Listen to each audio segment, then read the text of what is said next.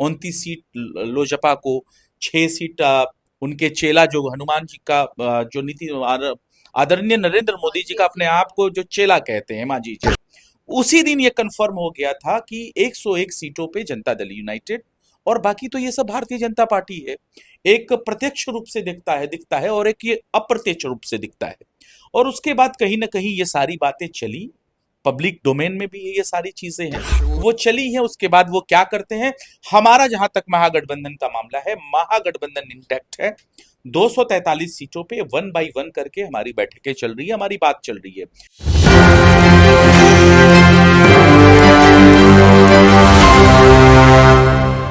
नमस्कार, आप देख रहे हैं इस वक्त एक न्यूज 24 और मैं हूं आपके साथ अन्य सहाय। देखिए, जदयू में जो है वो सीट शेयरिंग को लेकर के कई तरह की तकलीफें नजर आ रही हैं और नीतीश कुमार भी एनडीए में काफी खफा चल रहे हैं। इस पर हमारे साथ विस्तार रूप से चर्चा करने के लिए आरजू खान जी हैं। सर नमस्कार। जिस तरह से गोपाल मंडल अभी सीएम हाउस के बाहर सुने के बैठे हुए हैं धरने पर और अजय मंडल का पत्ता जो है कट गया है इस बार, उसको लेकर के आपको क्या लग रहा है कि नीतीश जी जो है फिर एक बार एनडीए का साथ छोड़ सकते हैं? देखिए, ये उन लोगों का पहले अब तो आंतरिक मामला है, एनडीए समर्थित जो सरकार है।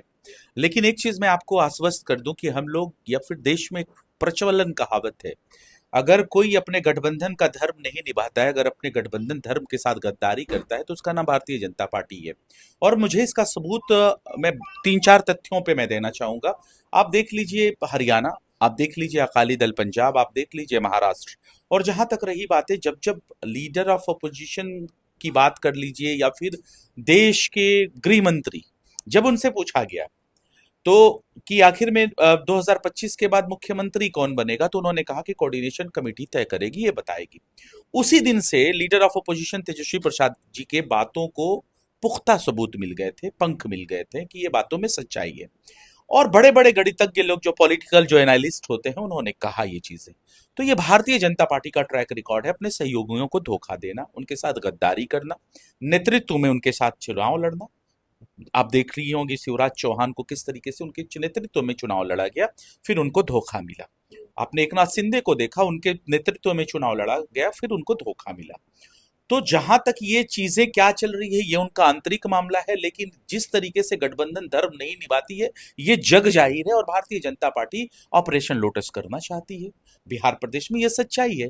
उनका जो 2 दिन पहले जो फार्मूला जो तय हुआ, 29 सीट लोजपा को, 6 सीट उनके चेला जो हनुमान जी का जो आदरणीय नरेंद्र मोदी जी का अपने आप को जो चेला कहते हैं मांझी जी, उसी दिन ये कंफर्म हो गया था कि 101 सीटों पे जनता दल यूनाइटेड, और बाकी तो ये सब भारतीय जनता पार्टी है। एक प्रत्यक्ष रूप से दिखता है और एक ये अप्रत्यक्ष रूप से दिखता है। और उसके बाद कहीं ना कहीं ये सारी बातें चली, पब्लिक डोमेन में भी ये सारी चीजें हैं, वो चली हैं। उसके बाद वो क्या करते हैं, हमारा जहां तक महागठबंधन का मामला है, महागठबंधन इंटैक्ट है। 243 सीटों पे 1 बाई 1 करके हमारी बैठकें चल रही है, हमारी बात चल रही है। क्योंकि बिहार को अशिक्षा से लड़ना है, लीडर ऑफ अपोजिशन को, पूरे महागठबंधन को। बिहार में जिस तरीके से देश में आपने एक नजीर देखा 2 दिन पहले आया कि आरएसएस के लोगों ने एक 5 साल के बच्चे के साथ यौन शोषण का, उसको उत्पीड़न का शिकार बनाया। वैसे आरएसएस जैसे संगठन से भी बिहार प्रदेश को बचाना है। वो जिस तरीके से मुजफ्फरपुर बालिका गृहकांड बिहार प्रदेश में हुआ, जो डबल इंजन की सरकार कहती थी, और जो सीबीआई ईडी जो कहती है कि मैं स्वायत्त संस्थान हूं, निष्पक्षता के साथ मैं कार्रवाई करूंगा, उसने आज तक उस बच्ची का पता नहीं लगाया। तो वो काम दोबारा ना हो।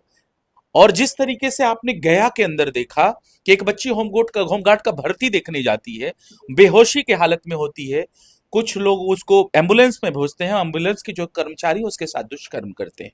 तो इसकी वजह से इन सब चीजों से बिहार को बाहर निकालने के लिए 1 बाई 1 करके हम लोग एक एक सीटों पे बात कर रहे हैं।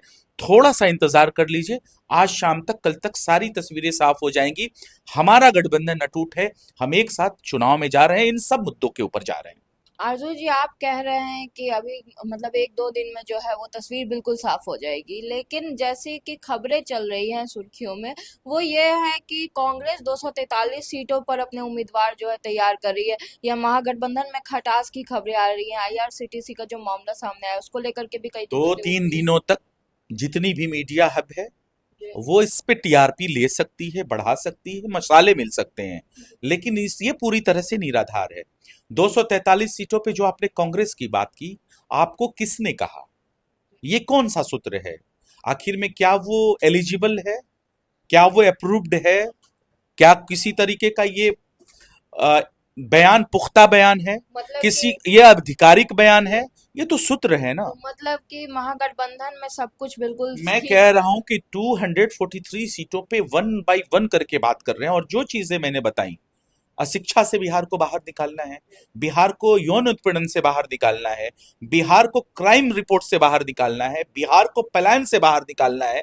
थोड़ा सा वक्त लगेगा, लेकिन सबसे बड़ा गंभीर सवाल यह है कि जो लोग अपना सीट शेयरिंग फार्मूला तय कर लेते हैं, आज तक उनका सीट शेयरिंग नहीं हुआ, जो कहते हैं कि हमारा फार्मूला पहले से तय होता है, वो फार्मूला कहाँ चला गया? ये अपने आप को कहते हैं कि हम पांच पांडव हैं। मैं कहता हूं ये पांचों ठग हैं। जब जरूरत पड़ेगा एक दूसरे को ठगते हैं, और यही बिहार प्रदेश में चल रहा है। और ठगने की कवायद नीतीश कुमार से शुरुआत हो गई थी।